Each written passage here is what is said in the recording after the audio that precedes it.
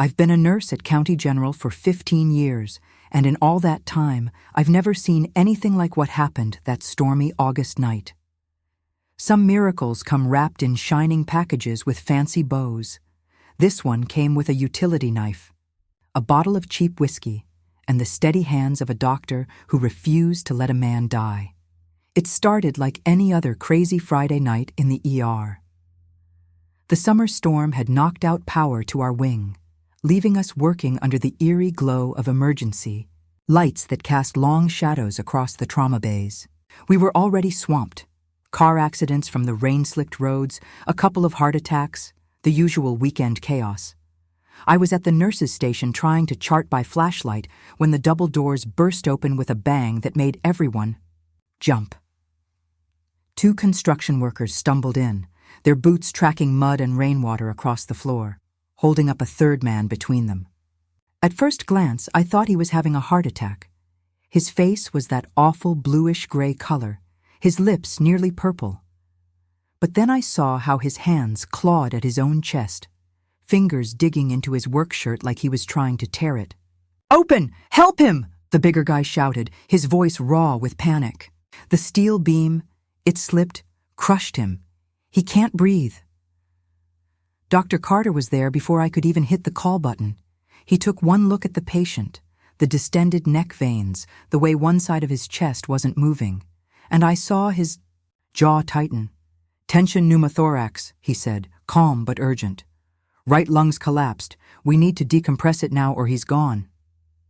In a perfect world, we'd have whisked him to a sterile OR with all the right equipment. But the world wasn't perfect that night. The supply room was locked, the night manager wasn't answering his phone, and our crash cart had been needed elsewhere. The patient, Jake, his buddies called him, was gulping like a fish out of water, his eyes rolling back in his head. I'll never forget how Dr. Carter turned in a slow circle, his sharp gaze scanning the ER like he was seeing everything at once. Then he moved with that terrifying efficiency of his. "Give me that," he said, snatching a utility knife from the janitor's cart. "Someone find me tubing, IV line, catheter, anything hollow." Then, to everyone's shock, he grabbed a half-empty bottle of whiskey from the bag one of Jake's friends had dropped. Jake's bloodshot eyes locked onto the knife, and he started shaking his head wildly, a gurgling sound coming from his throat. "Doctor." Carter put both hands on Jake's shoulders and leaned down until their faces were inches apart. "Listen to me," he said, each word deliberate.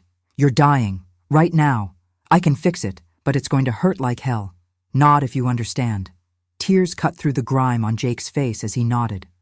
Dr. Carter poured whiskey over the blade, then liberally over Jake's side, where the ribs met soft flesh. No time for proper anesthesia. With one smooth motion, he made a small incision between the ribs. Jake arched off the table with a sound I'll hear in my nightmares, but then Dr. Carter threaded the IV tube into the opening, and suddenly there was that beautiful, terrible hiss of trapped air escaping. Jake's body jerked like he'd been electrocuted. Then, a deep, shuddering gasp. Another. The bluish tint faded from his skin like someone had turned up a dimmer switch. His chest rose and fell, really rose and fell, for the first time since he'd been carried through those doors. The entire ER staff froze for a heartbeat. Then one of Jake's buddies sank to his knees right there on the floor, laughing and crying at the same time. Jake's wife, who'd been screaming in the hallway, rushed in and pressed her face against his, her tears mixing with the sweat on his skin.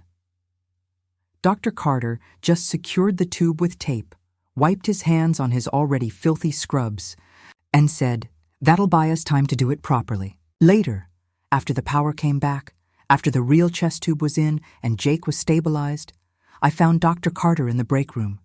He was staring at his hands like he'd never seen them before, the adrenaline crash leaving him hollow-eyed." "How? Did you know that would work?" I asked. He looked up at me, and for the first time since I'd known him, I saw something like vulnerability in his eyes. "I didn't," he admitted softly. "But when death's at the door, You don't get to wait for perfect. You grab whatever tools you've got and you fight. That night, medicine wasn't about shiny equipment or textbook procedures. It was about a doctor who refused to surrender, a few ordinary objects used in extraordinary ways, and the fragile, stubborn will to keep breathing against all odds, and sometimes, maybe most times, that's enough. Hello, amazing viewer. Thank you so much for watching. If you enjoyed this video, don't forget to hit that like button, thumbs up, subscribe to the channel for more awesome content, and ring the notification bell so you never miss an update. I'd also love to hear your thoughts in the comments section below. Let me know what you think. And if you found this video helpful or entertaining, please share it with your friends and family. Your support means the world to me and helps this channel grow. Thank you for being here, and I'll see you in the next one.